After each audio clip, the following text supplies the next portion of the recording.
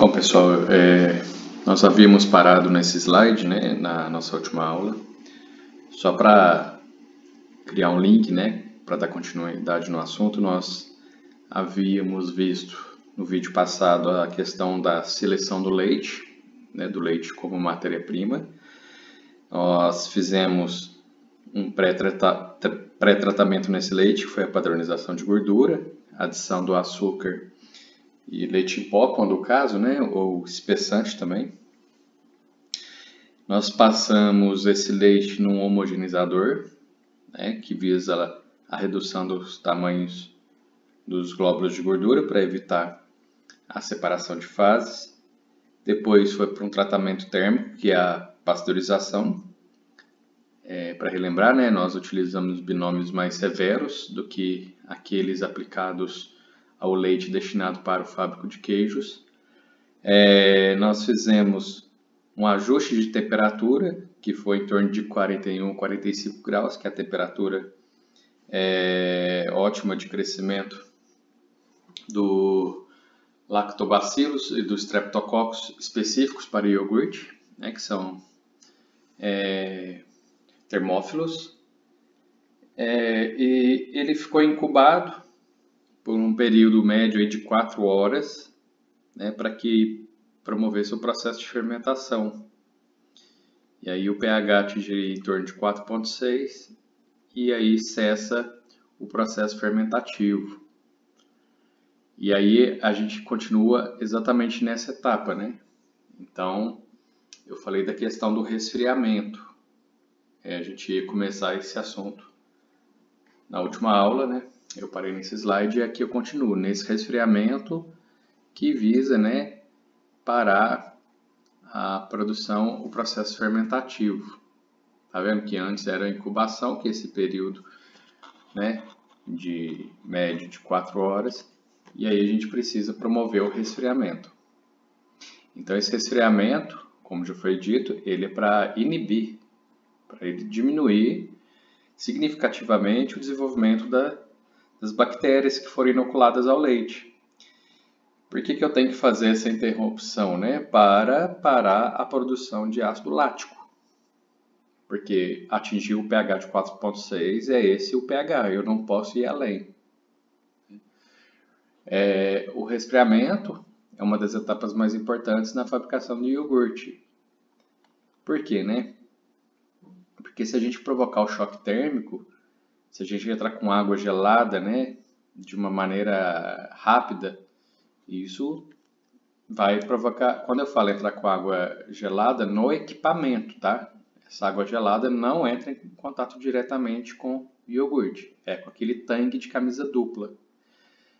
E aí provoca o encolhimento da massa, né, dessa coalhada que foi formada. Eu falo coalhada porque o leite, quando sai do estado líquido e passa para o estado de gel, a gente chama de coalhada, seja lá na fabricação de queijo ou aqui na fabricação do iogurte. E, consequentemente, o dessoramento vai ocorrer, né? Porque esse encolhimento ele foi induzido por um choque térmico, né? Pelo processo de resfriamento, de maneira errônea. Então, vamos ver, né? Então, a recomendação é fazer o resfriamento em etapas, tá? Então, a primeira etapa consiste em abaixar a temperatura para torno de 18 a 20 graus, tá? Eu nem gosto de usar isso aqui, fica parecendo menos 20, mas não é, viu, gente? É entre 18 e 20 graus, porque ele está lá fermentando a 45, 41, 45, e eu já faço uma queda de temperatura. Então, tem um parâmetro, tem um valor aqui que eu faço o primeiro abaixamento de temperatura. E isso pode ser feito com água a temperatura ambiente. Porque lembra que eu falei daquela queda drástica de temperatura? Pode trazer o encolhimento da massa, caso você entrar com água gelada. Eu não estou falando que não pode, mas eu estou falando que o mais usual para você ter um controle mais eficaz seria feito com essa água a temperatura ambiente. Que aí você tem mais controle dessa queda de temperatura. Com isso, com essa queda de temperatura saindo lá dos 45, que é a temperatura ótima do lactobacillus e streptococcus específicos do iogurte, Com isso, com essa queda, já haverá uma forte diminuição da multiplicação do fermento desses micro-organismos e, consequentemente, a produção de ácido lático também será diminuída, que é desejável nesse processo. No caso do iogurte batido, pode-se fazer nessa temperatura a adição de ingredientes tais como polpas de fruta, aromas diversos, corantes, entre outros ingredientes. Lembrando que o iogurte batido, né, é aquele mais líquido, mais fluido, e é exatamente na primeira etapa do resfriamento onde realiza-se a adição de polpa de fruta, ou de aroma, ou do corante. E esses ingredientes devem ser homogeneizados, incorporados ali na massa, né? Então faz ali uma homogeneização com uma pá. Normalmente aquele equipamento que eu mostrei foto, que é um tanque de fermentação de iogurte, ele é dotado, né? Ele tem uma pá já acoplado na tampa com um motor que já faz esse processo de homogeneizar, de incorporar esses ingredientes ao iogurte. No caso do iogurte líquido, pode-se fazer adição de aromas, porque o iogurte líquido, na maioria das vezes, ele não vai polpa de fruta, né? Ele, em quase sua totalidade, ele vai ser adicionado de aromas. Então, tem essas informações que são importantes, que são feitas no resfriamento, com aquele intuito de evitar o encolhimento da massa, mas aqui na primeira etapa desse resfriamento, a gente tem aqui a adição desses ingredientes.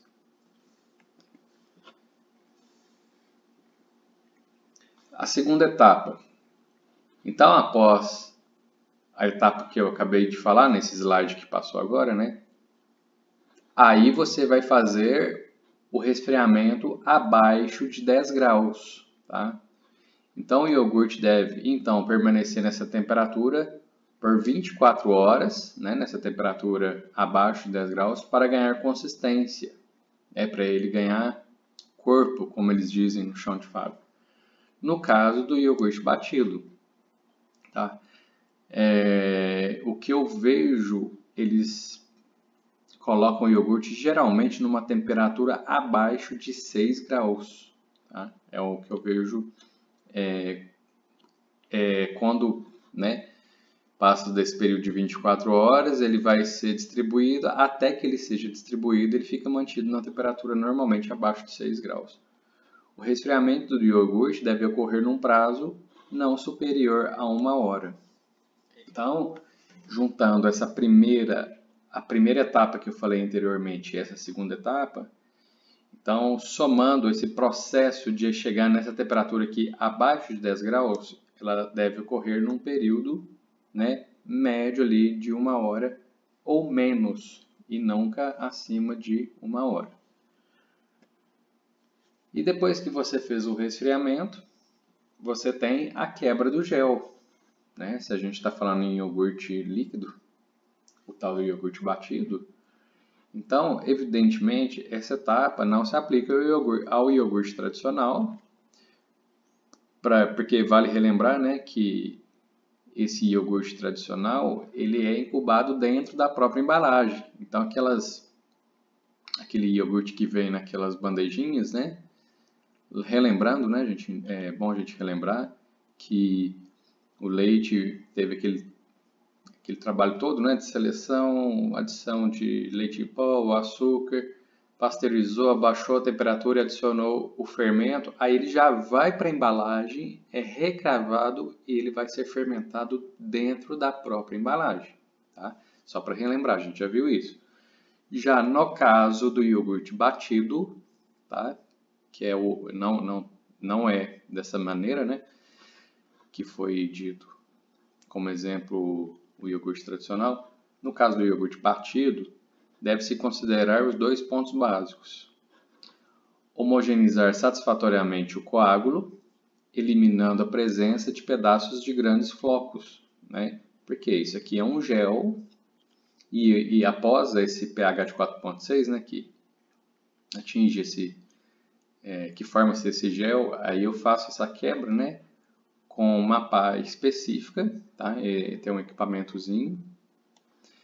E aí eu tenho que eliminar a presença de pedaços desse gel, né, do coágulo, porque o iogurte tem uma textura extremamente lisa. Então eu tenho que ir ali, né, de forma com um certo cuidado, uma certa leveza, né, porque não pode ser um impacto mecânico muito intenso e muito forte, não. E aí, com essa quebra do gel, né, vai ocorrer o quê? A diminuição da viscosidade o mínimo possível. Por isso que eu falo, se você mexer de forma muito rápida, acentuada, um impacto mecânico muito intenso, você vai ter uma perda muito significativa da viscosidade e isso não vai ter característica de iogurte. Então, por isso que eu falo que a gente tem que ter cuidado nesse processo de homogeneização para evitar a perda excessiva da viscosidade do iogurte, porque aí vai descaracterizar o produto. Então, essa quebra do gel ela pode ser realizada de duas maneiras. Ou ela pode ser feita de modo mecânico ou manual.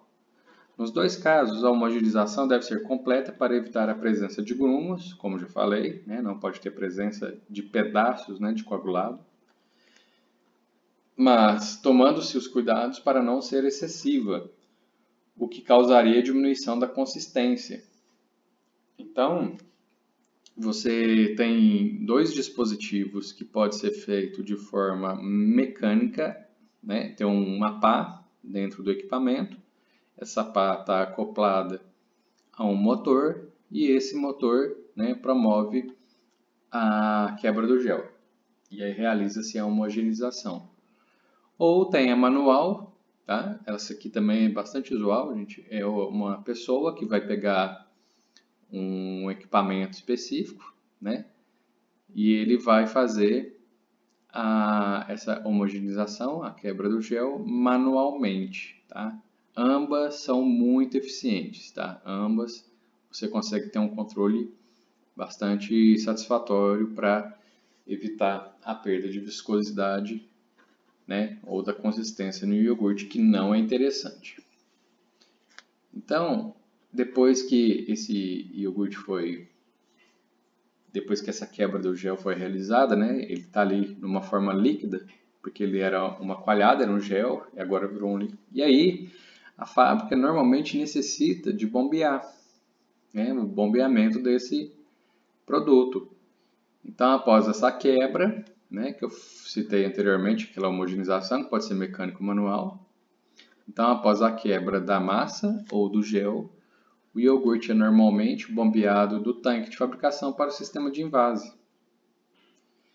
E quando fabricam-se pequenas quantidades, normalmente não se usa o bombeamento, sendo o iogurte colocado manualmente na embalagem. Então, isso aqui, né, eu tenho que considerar, porque as fábricas de pequeno e médio porte normalmente não dotam de sistema de bombeamento. É muito comum isso daqui, ó, tá? De pegar após essa quebra, né, do gel, você tem esse iogurte e você vai pegar ele num recipiente, normalmente são baldes de inox, você transporta para uma máquina de envase manualmente e isso é muito comum, tá? Agora, esse bombeamento é para aquelas indústrias que têm como principal produto, né, na usina no laticínios, o principal produto de iogurte ou grandes volumes, aí é realizado o bombeamento, tá? No caso dessas grandes marcas como Nestlé, Danone também, muito provável que eles trabalhem com bombeamento, justificado pelas grandes quantidades e grandes volumes que são produzidos diariamente.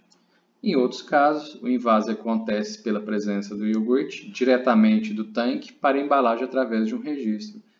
Esse sistema aqui é bastante interessante, né?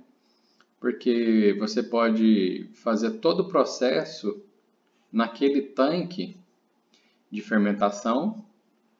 A fermentação vai ocorrer naquele tanque, a quebra do gel naquele tanque, e ele costuma ter, alguns têm registro, que você pode pegar a embalagem manualmente e ali abre esse registro e vai promovendo o invase do iogurte já diretamente nas embalagens. Então, isso também tem que considerar. Bom, invase, né? No caso do iogurte batido, ele é incubado no tanque e envasado posteriormente. Nesse caso, o iogurte deve ser envasado depois de resfriado e mantido sob refrigeração por mais 24 horas antes de ser comercializado, para que haja uma completa maturação, evitando defeitos de textura do produto. Então, pessoal, quando eu falo essa maturação, não tem nada a ver com aquela maturação do queijo no sentido de ocorrer várias alterações, né, físicas, química, microbiológica. Esse termo maturação, né, para que o iogurte atinja ali uma estabilização, né, porque por isso que fala assim, evitando defeitos de textura do produto. E o interessante, né, que ele deve ser envasado, né, depois de resfriado, igual foi dito nos slides anteriores. E é importante que ele seja mantido 24 horas sob refrigeração, temperatura ali média abaixo de 6 graus, antes de ser comercializado, né, para completar essa maturação. No caso do iogurte tradicional, que é aquele iogurte mais firme, né, que, relembrando, né, que ele é incubado dentro da própria embalagem, segue-se a sequência a partir do resfriamento do leite a 45. Então, inocula-se, só para relembrar, né, inocula-se o fermento, adiciona-se o aroma. Então, veja que o aroma é adicionado ainda no leite, porque inoculou o fermento e em seguida adicionou o aroma. E se for o caso, e coloca-se na embalagem. Então, esse iogurte tradicional, ele também tem que fazer aquele processo de resfriamento de forma escalonada. Porque principalmente esse, por não ter quebra do gel, se o resfriamento for realizado de forma rápida, relembrando, gente, que esse não tem quebra do gel, porque a quebra do gel você ainda consegue incorporar ali o dessoramento de uma certa forma. Então, imagina você abrir esse iogurte, né? Ele não teve homogeneização, não teve quebra do gel após o coágulo, e aí ele pode ter uma significativa camada de soro na superfície. Então, esse problema pode ser aparente nesse produto também. Mas como eu estou falando de invase, né? Eu estou falando, né? Como que seria o invase? Era você pegar aquelas etapas do fluxograma e aí ele vai ser inoculado, ou seja, adicionado o fermento, vai adicionar o aroma e aí ele vai entrar na embalagem. Então, o invase do iogurte tradicional é bem diferente. Procede-se a incubação e o resfriamento, né? No caso desse tradicional, então ele vai passar para o processo de incubação e depois o resfriamento. Durante a incubação e o resfriamento, o iogurte deverá sofrer a mínima agitação possível. Caso contrário, teremos problemas de dessoramento. Então, a gente pode notar uma liberação de soro junto às paredes da embalagem e na superfície, que foi o que eu acabei de citar como exemplo, né? Então, a gente tem que tomar cuidado para que esses problemas de qualidade não sejam induzidos. A gente tem que trabalhar dentro, né, dessas observações, tá? A agitação mínima, né? Para que não tenha a indução de problemas nesses parâmetros de qualidade do iogurte. E depois que o iogurte está finalmente embalado, né, nós finalizamos o produto, ele vai para o armazenamento. Então é importante salientar que não adianta, que nada adianta tomar todos os cuidados que foram citados, né, durante essas etapas anteriores, se o armazenamento do iogurte não for feito de maneira correta. Então, recomenda-se que a temperatura de armazenamento seja a mais próxima possível do ponto de congelamento. Então, você deverá armazenar o iogurte entre 0 e 2 graus.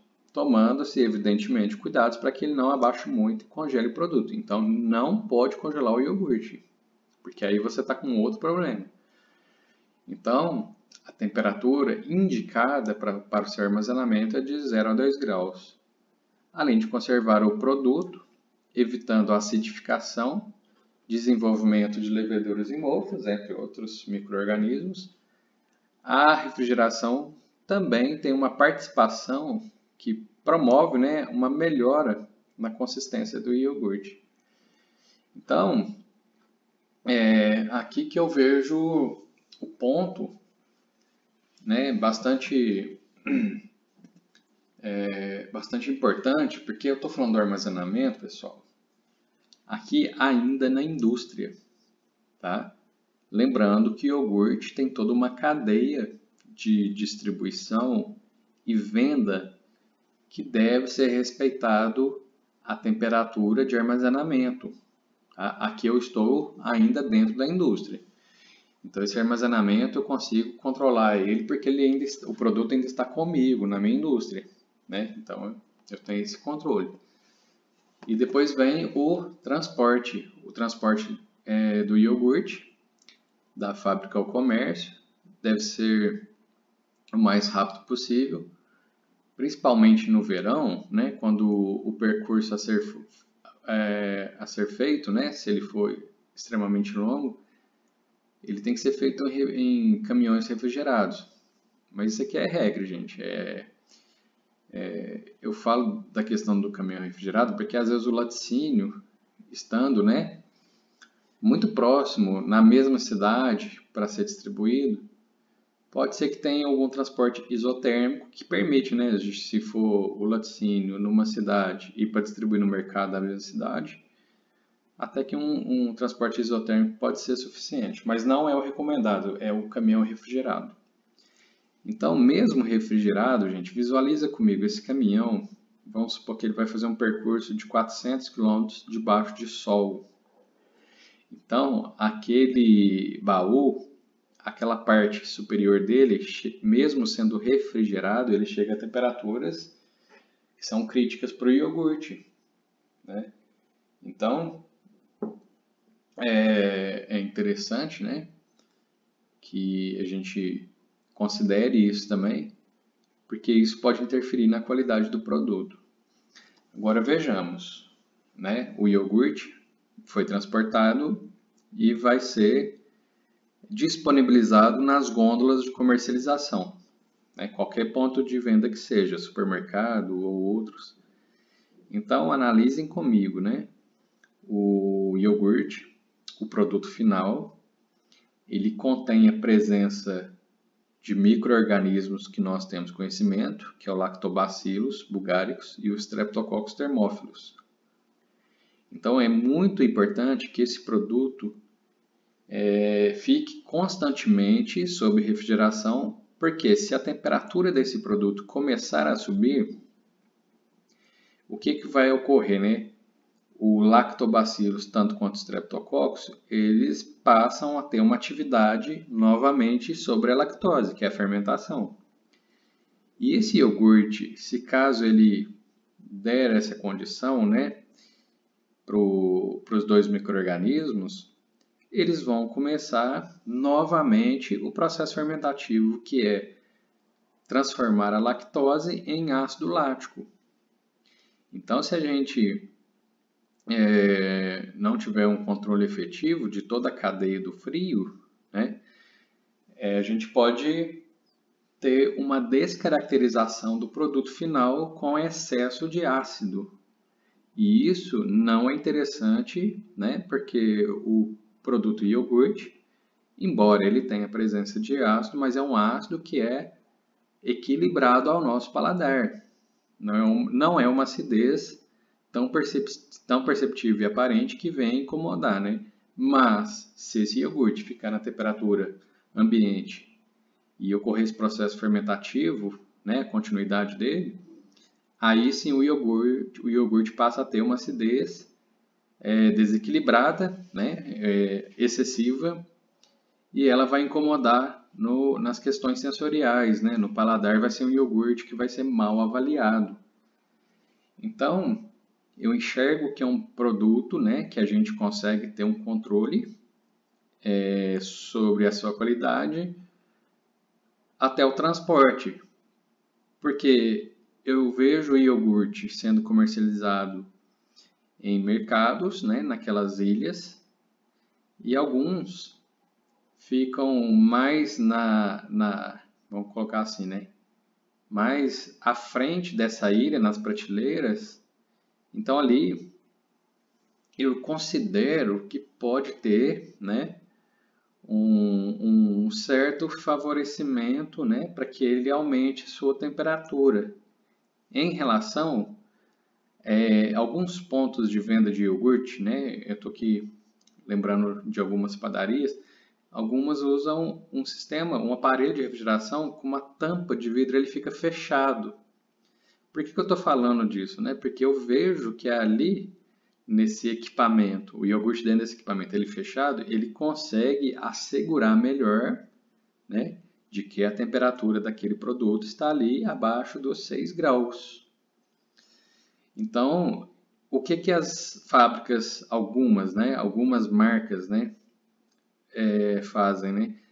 Então, o iogurte ele vai ser organizado nas gôndolas por um próprio funcionário da marca da empresa e ele vai com termômetro, ele vai sempre conferindo as temperaturas e vai anotando. Então, isso faz parte de uma ferramenta que chama garantia da qualidade, né? Para que ele identifique, né, onde poderia estar ocorrendo alguma interferência na qualidade do produto. Então, algumas fábricas têm esse mecanismo. A garantia da qualidade está, além de estar dentro da fábrica, no transporte, está lá no ponto de venda também.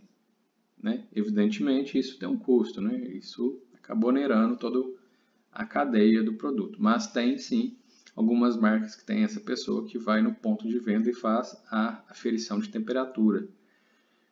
E evidente, né, que vocês já compreendem o porquê dessa preocupação, né? Porque ele é um produto que contém micro-organismos, né, vivos no produto final, viáveis, como nós vimos, está previsto na lei. Então esse fato da presença dos micro-organismos, ela tem que estar presente, eles têm que estar presentes no produto final. Então, por isso que a lei fala lá no início dessa aula, né? Dessa aula que eu falo iogurte, leites fermentados, que cita da proibição da pasteurização dos leites fermentados. Porque se você eliminasse esses dois micro-organismos do produto final, você teria muito mais uma margem maior de segurança em relação à alteração do produto final. Evidentemente, se você pasteurizasse, você eliminaria esses micro-organismos e isso ampliaria a vida de prateleira do produto, a possibilidade de acidificação. Porém, como já foi dito em aula, esses micro-organismos são probióticos, eles são benéficos para a saúde, né, de quem consome, justificando-se, né, a sua presença. Tá? Então, pessoal, eu paro aqui no transporte. Na próxima videoaula eu venho falar sobre os principais defeitos do iogurte.